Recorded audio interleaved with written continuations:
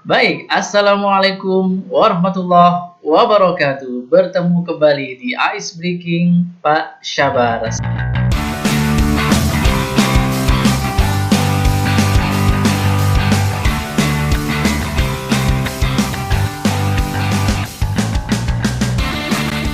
Senang sekali Pak Syabar bisa kembali bertemu dengan teman-teman sekalian. Tentu saja dari info-info seputar dunia pendidikan. Dan kali ini Pak Syabar masih akan melanjutkan bincang-bincang kita seputar dengan rencana kegiatan asesmen nasional, salah satu kebijakan dari Kementerian Pendidikan dan Kebudayaan untuk tahun 2021. Asesmen nasional yang di dalamnya ada asesmen kompetensi minimal, juga ada survei lingkungan belajar, dan juga ada survei karakter ya. Di video-video sebelumnya Pak Syabar sudah menyampaikan terkait dengan siapa saja pesertanya, kemudian juga ada kapan waktu pelaksanaannya, kemudian juga pokoknya beberapa video tentang AKM sudah Pak Syabar share, Pak Syabar bagi ke teman-teman semuanya. Semoga bermanfaat dan bisa menambah wawasan pengetahuan kita ya terkait dengan rencana AKM ini. Baik, kalau dirasa video-video tersebut bermanfaat, jangan lupa untuk klik subscribe ya channel Ice Breaking Pak Syabar agar bisa segera menuju ke 100.000 subscriber. Tanpa dukungan dan support dari teman-teman sekalian, tidak akan bisa sampai seperti ini. Terima kasih, hatur nuwun buat semuanya. Semoga berkah dan bermanfaat. Amin, amin ya robbal alamin. Oke, teman-teman sekalian, kali ini kita akan melanjutkan kembali salah satu bahasan kita seputar asesmen nasional ini, yaitu mengenai teknis pelaksanaan. Bagaimana teknis pelaksanaan dari AKM, asesmen kompetensi minimal, dan juga survei karakter bagi anak didik kita. Jadi memang asesmen nasional ini diulangi lagi, ada 3 kegiatan yang akan dijalankan, yaitu ada AKM, asesmen kompetensi minimal, tes beberapa soal, di mana tes soal itu ada 2 jenis, soal yang berhubungan dengan literasi, membaca, dan soal yang berhubungan numerasi, menghitung ya, soal-soal matematika, itu AKM.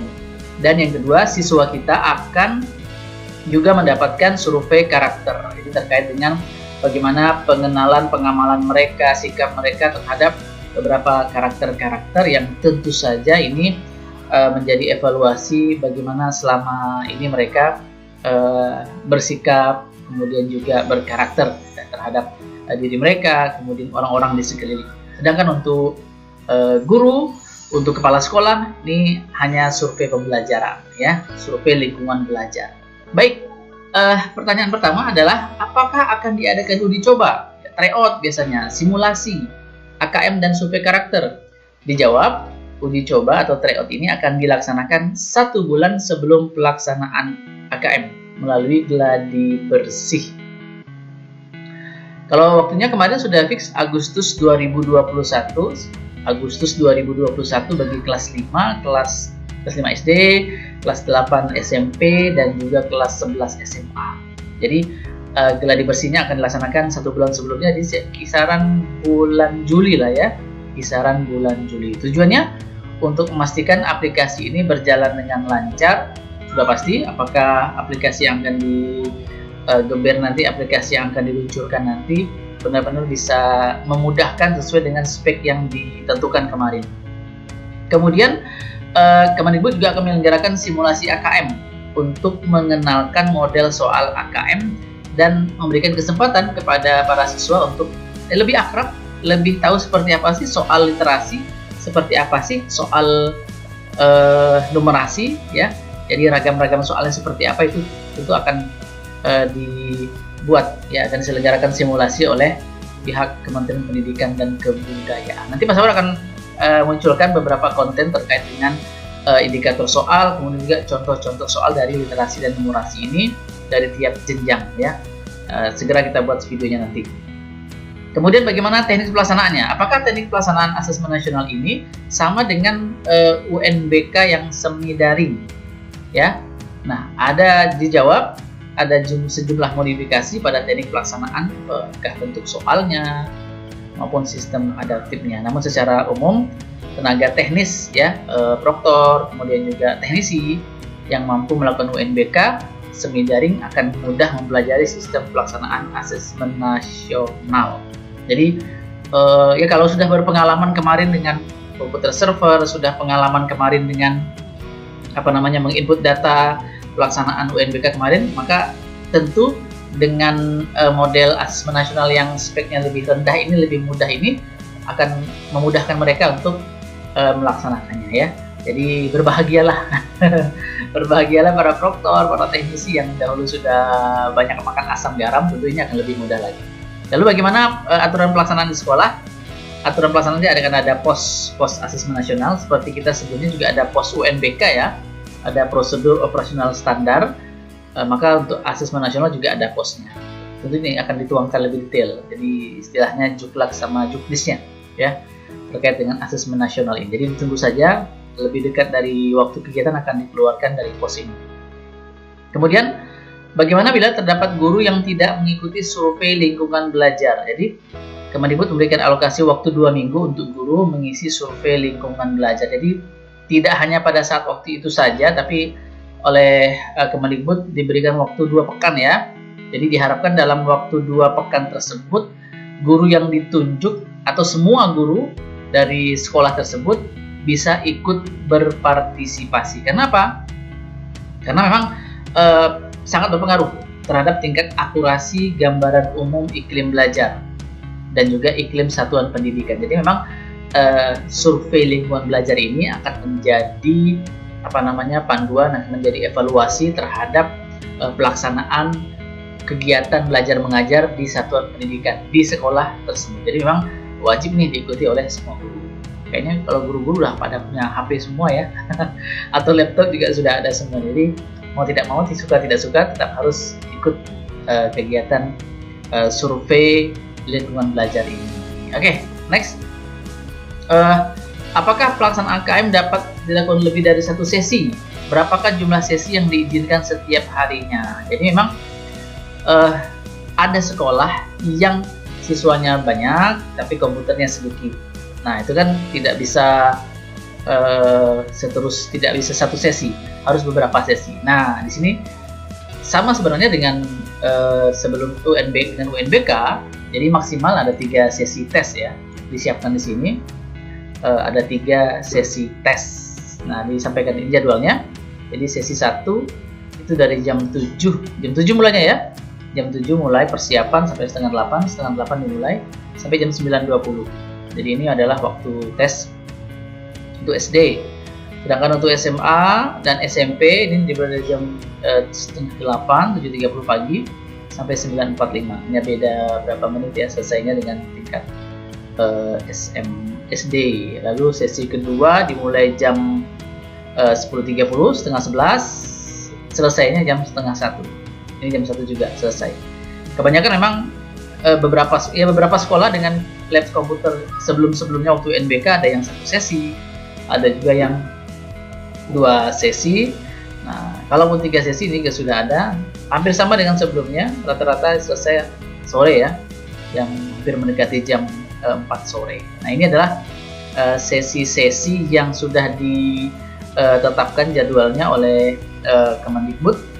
Jadi dalam 1 hari dapat diselenggarakan 3 sesi. Oke ya, mudah-mudahan aman, lancar, tidak ada kendala. Apalagi dengan spek yang rendah ini yang tidak terlalu menyulitkan, harusnya memudahkan ya untuk kelancaran. Bisakah guru mengisi asesmen nasional khususnya survei lingkungan belajar dari rumah? Jawabannya adalah iya, bisa. Wah, ini gampang sekali. Apalagi kalau misalnya bulan Agustus nanti kita masih WFH ya, masih work from home. Jadi tentu apakah siswanya juga, gurunya juga, ini penting sekali ini. Antisipasi apakah masih juga bisa diselenggarakan AKM ini di rumah. Nah, kalau dengan ini jawabannya dari rumah, maka ketika iya jawabannya, maka tentu sangat bisa pelaksanaan secara daring dapat dilakukan dari mana saja sepanjang mengakses internet. Oke. Apakah tahapan yang dilakukan oleh untuk asesmen nasional ini sama dengan UNBK? Tidak.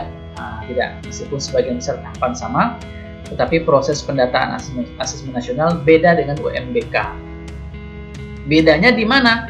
Adanya pemilihan siswa. Jadi memang asesmen nasional seperti disampaikan sebelum-sebelumnya, ini perwakilan ya. Jadi nama siswanya ditentukan oleh Kemendikbud.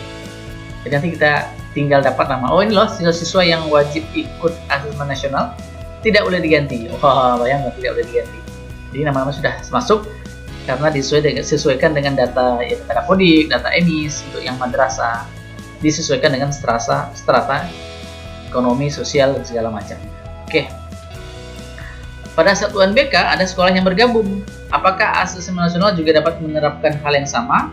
Nah, ketika pelaksanaan asesmen nasional, sekolah dapat menginduk ke sekolah lain yang kondisi infrastrukturnya lebih memadai, namun laporannya tetap dipisahkan. Jadi kalau memang sampai dengan tahun depan masih ada sekolah-sekolah yang infrastrukturnya masih belum bisa melaksanakan asesmen nasional secara mandiri, maka mau tidak mau tetap harus menginduk ke sekolah lain yang terdekat.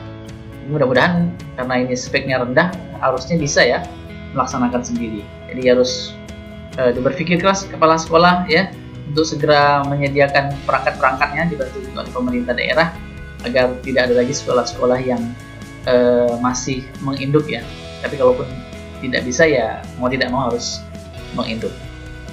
Oke, apakah persiapan asesmen nasional sama dengan UN, adanya proktor, teknisi dan lain-lain? Ya, oke ya. Sistemnya mengadopsi UNBK ya, walaupun format soalnya tidak hanya pilihan ganda ya, dari soalnya beda ya. Kemudian proktor dan teknisi berperan penting, jadi ini tetap ada nih, tetap ada. Apalagi juga setup menginstal aplikasi, ini penting. Jadi penelitian tetap ada. Yang beda hanya bentuk soalnya saja ya, bentuk soalnya saja, dan juga siswa-siswanya. Kemudian bagaimana pihak sekolah menyiapkan murid untuk menghadapi AKM ini? Jadi ini keberhasilan AKM tidak melalui proses latihan soal. Tidak perlu di-drill siswa sedemikian rupa ya. Jadi nanti akan ada simulasi. Dan kita juga sudah disiapin nih contoh soal AKM dan indikatornya. Silakan, ini ada halamannya. Nanti juga akan Pak Sabar share video-video terkait dengan contoh-contoh soal dari AKM ini. Jadi tidak perlulah kita berlembur-lembur membuat program sampai kemudian ini harus seperti ini soalnya ya, tolong dijawab dengan benar, anak-anak harus belajar dengan rajin. Emang harus belajar sih sebenarnya ya, tapi karena ini kan yang didorong adalah proses pembelajaran yang mendorong terbangunnya kompetensi dan karakter peserta didik. Jadi tidak perlu ada khusus spesial khususon untuk mendrill soal-soal AKM, nggak perlu ya. Yang dimau dari pemerintah adalah proses pembelajaran yang membangun kompetensi dan karakter peserta didik. Nah ya, oke, itu saja seputar dengan AKM ini. Nanti kita akan share lagi, ini sudah ya, ini sudah kemarin terkait dengan sarana pendukung, tidak akan bahas lagi terkait dengan persiapan teknis dan hal-hal lainnya. Semoga bermanfaat. Dari Pak Sabar itu saja. Terima kasih. Assalamualaikum warahmatullahi wabarakatuh. Dadah.